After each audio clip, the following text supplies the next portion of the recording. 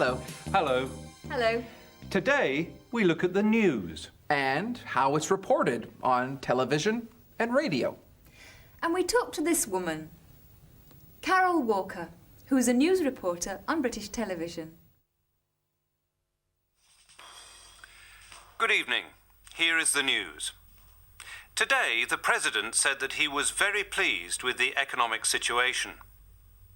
Princess Bettina insisted that she had no plans to marry. And the coach of the US basketball team admitted that he felt very disappointed with last night's result. Those were news reports about the President, a princess, and the coach of the US basketball team. What did those people actually say? And how did I report it? I am very pleased with the economic situation. He said that he was very pleased with the economic situation. No, no, no. I have no plans to marry. She insisted that she had no plans to marry.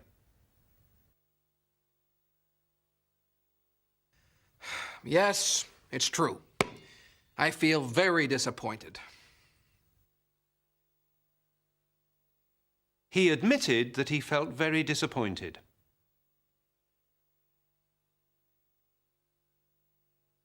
How do you get your news? From television, radio, or newspapers?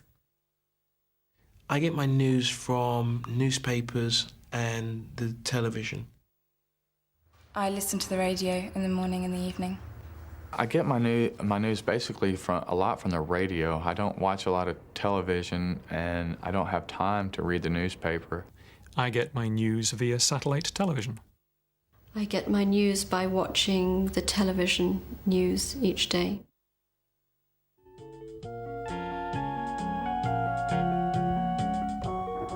Hi, welcome to Monster News. Today, I'm going to talk to one of the most famous monsters in the world. Hi, I'm Edwina Doom from Monster News.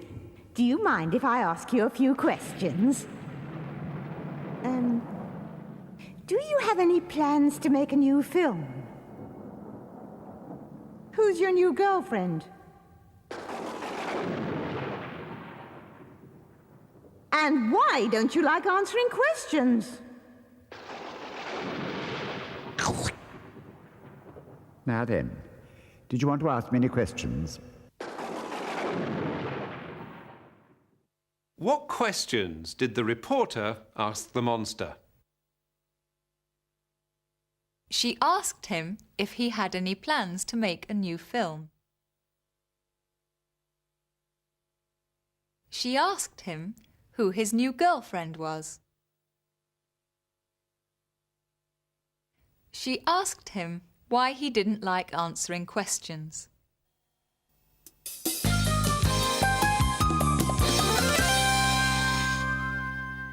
Television news needs pictures and sound. For any news story, there'll be a camera crew and usually a reporter who is on the spot to explain what is happening. Carol Walker is a BBC television news reporter. Let's find out how a story is put together and what the difficulties are.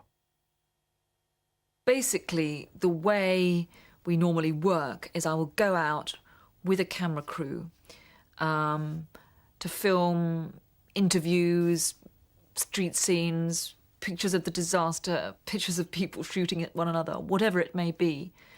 We take the pictures back and I'll work with an editor and record my voice track. The editor will put together the pictures, perhaps an excerpt of an interview.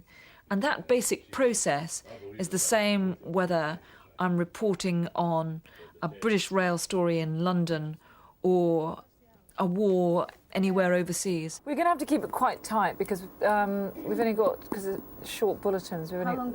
They're talking about 1:10. Okay, can I just have a look at the pictures we've got of the 225s? Aerial shots from the cab.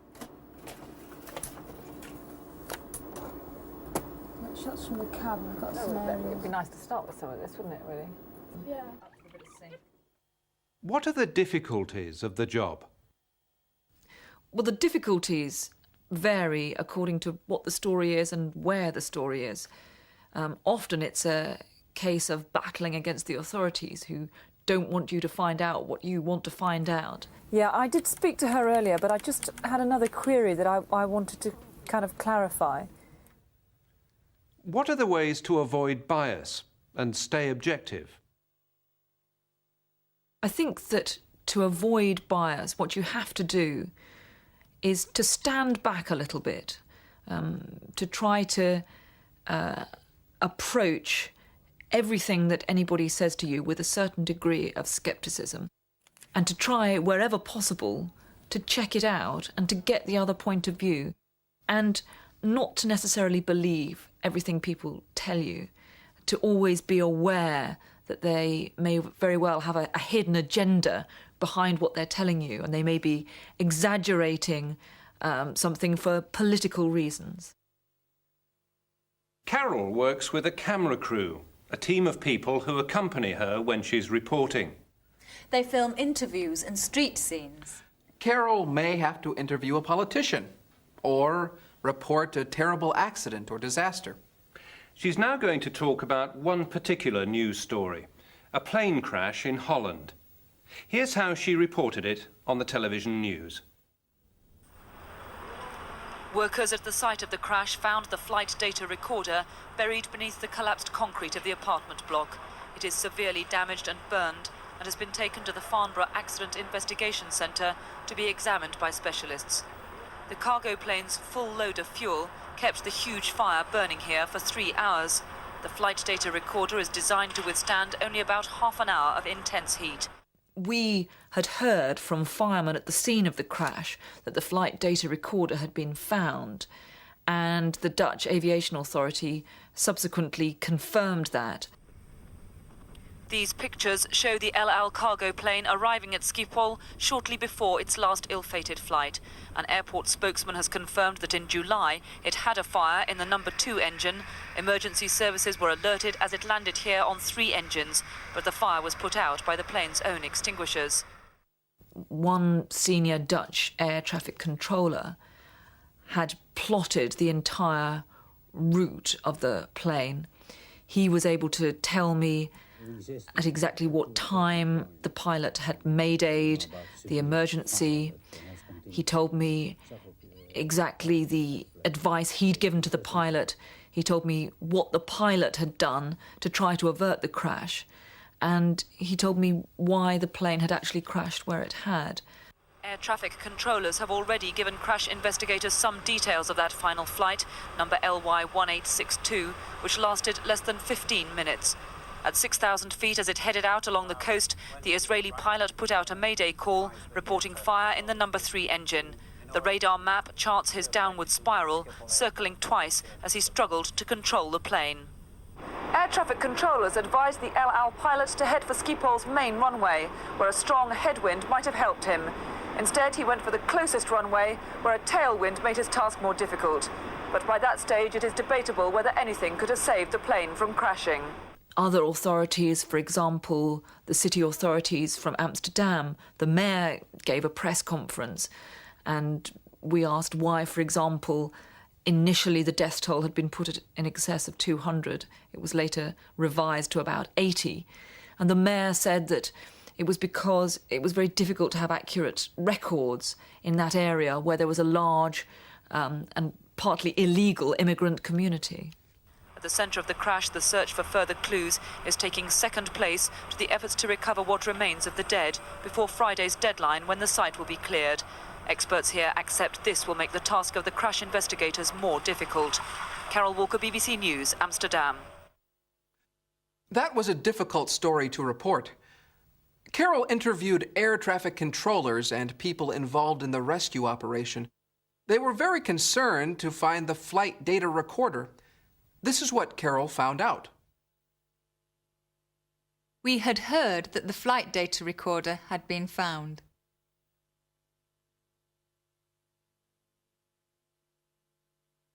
And what did the air traffic controller say? He told me the advice he had given to the pilot. He advised the pilot to head for the main runway.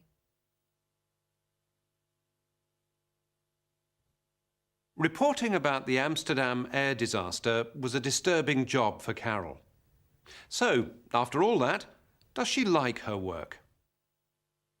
I think I enjoy the unpredictability of it. I think I enjoy the fact that even if I'm having a rather boring day in the office, things can happen very suddenly and I can be travelling somewhere halfway around the world. I think also you get, if you like, a front row seat on events which are shaping history, world events of enormous importance, and a chance to actually be there when those events are happening and to talk to the people who are making history is an extraordinary opportunity. This is what Carol enjoys about her work. She likes having a front row seat. She reports on world events of enormous importance.